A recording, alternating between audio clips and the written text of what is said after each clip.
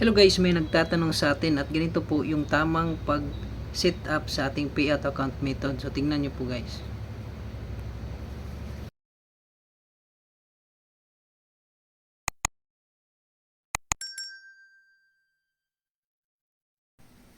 So ganito po ang itsura guys sa pag set up ng payout account. So ang nakalagay, let's start with the basics. So this account info will be used to set up your profile. Make sure your first and last name are written as they appear on tax document. So ang ibig sabihin po guys, dapat yung ating first name at last name at birth date ay dapat tugma sa document or ID na ating isa-submit dito sa payout account setup.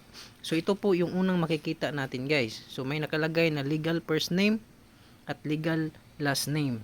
At dito nakalagay din po yung date of birth. So dapat guys dito sa date of birth hindi tayo pwedeng magkamali. Kasi mahirap na ito pag nagkamali. So tapos guys pipiliin natin tong country. So syempre nasa Pilipinas tayo at pipiliin natin tong Philippines. Tapos next. At dito sa next guys may nakalagay na enter business info. Tell us about your business. This info will be used to set up your profile and report your taxes. So dito guys marami ding nagkakamali sa business type. So ang mas mainam po na gagamitin natin para mag-payout si Meta sa atin sa ating mga earnings sa ating Facebook ay pipiliin po natin itong individual or sole proprietor. So pagkatapos guys, next lang po. At dito guys, i-review po ni Facebook yung ating or ni payout account ang ating info. So nandito yung legal first name, legal middle name, if applicable lang po siya kung meron po kayo. Tapos legal last name, date birth, at primary address. So dito po sa primary address guys, ilalagay natin kung saan tayo nakatira.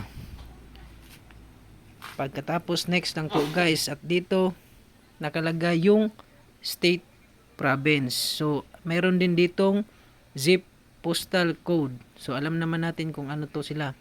Pagkatapos guys, ilalagay natin ang ating phone number at active email address. So dito guys sa tax identification number or TIN, dapat guys meron tayong nakuhang TIN number or kay BIR. So sa mga wala pa pong BIR dyan or TIN number, dapat kukuha po tayo kasi kailangan po ito. So sa paglagay ng number dito guys, dapat wala yung dash na nakalagay. So dapat idikit-dikit lang natin yung mga number na isasubmit natin. At dito naman sa BAT GST registration number ay optional lang po guys. So mas okay po kung wag nyo lang po tong lagyan. Pagkatapos may box sa ibaba, i-check po natin and then next. So dito naman guys, syempre dapat meron tayong PayPal account or bank account. So dito guys pipili tayo na kung saan isi-send ni Meta ang ating earnings. So sa bank account po, meron tayong minimum of $25 para ma-paid tayo sa ating earnings. At dito din sa PayPal guys, para sa akin, agad-agad po sinisend ni Meta ang ating sahod sa PayPal. So kasi ito yung ginagamit ko noon pa. At ito namang wire transfer, bangko din po to guys. Pero meron siyang minimum na 100. So kailangan mo pang magkaroon ng $100 before ka babayaran ni Facebook. So itong bank transfer guys at itong PayPal ay $25 lang po ang kanilang minimum rate para ma-receive mo na ang iyong earnings. Pagkatapos link payout method. So isasuggest ko guys sa inyo na PayPal ang gagamitin. Pagkatapos click nyo po at dito guys ilalagin natin ang ating email address na nagawa natin sa ating PayPal. At magko-confirm po dito si Facebook or si PayPal sa atin na connected na po. Pagkatapos next. Ayan. Add tax info na po tayo. Click nyo po yan. At dito guys, may nakalagay nga get started. Ito po yung ating tax information. So answer the question below to determine what tax information we need from you if you need assistance. So what is your tax classification? So dito guys, automatic na po itong naka-check. Kasi yung pinili po natin kanina ay individual. So dapat po guys, i-advise ko sa inyo, individual sole proprietor ang ating pipiliin. So dito naman sa baba guys, are you a US citizen or US permanent resident, green card holder or other US resident alien? So dito guys, i-click lang natin tong no kasi alam naman natin kung saan tayo nakatira.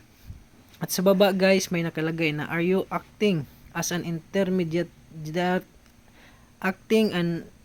intermediary agent or other person receiving payment on behalf of other person or as flow through entity for any of the payments you are receiving. So dito guys, ino-no lang po natin to. I-click natin tong no. Pagkatapos, next.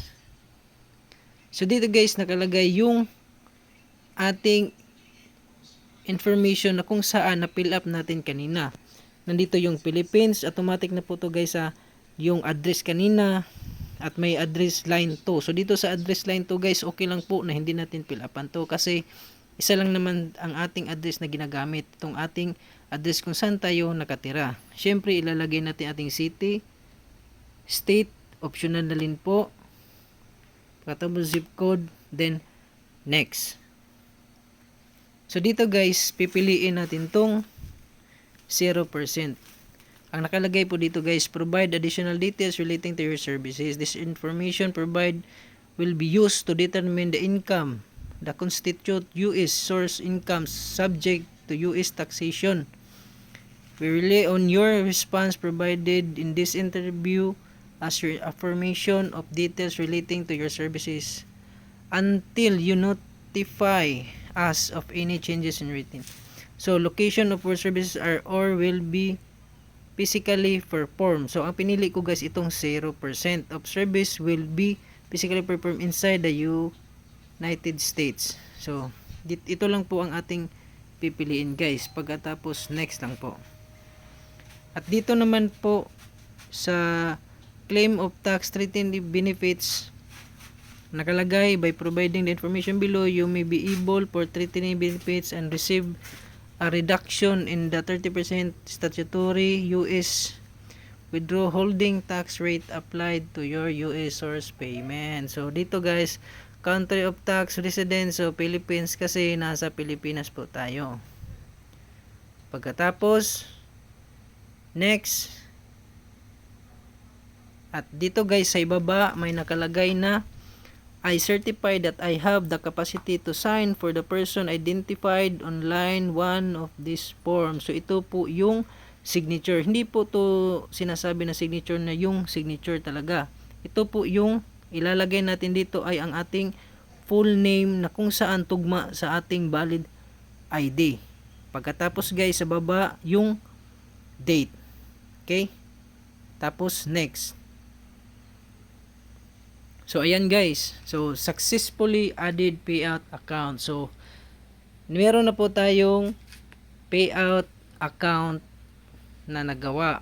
So pag once na magkakaroon na tayo ng sahod, kung pinili nyo yung PayPal, meron po siyang $25. So automatically isi-send na po ni Meta sa ating PayPal account. So diyan lang po ang aking may tuturo sa inyo at maraming salamat. Bye bye.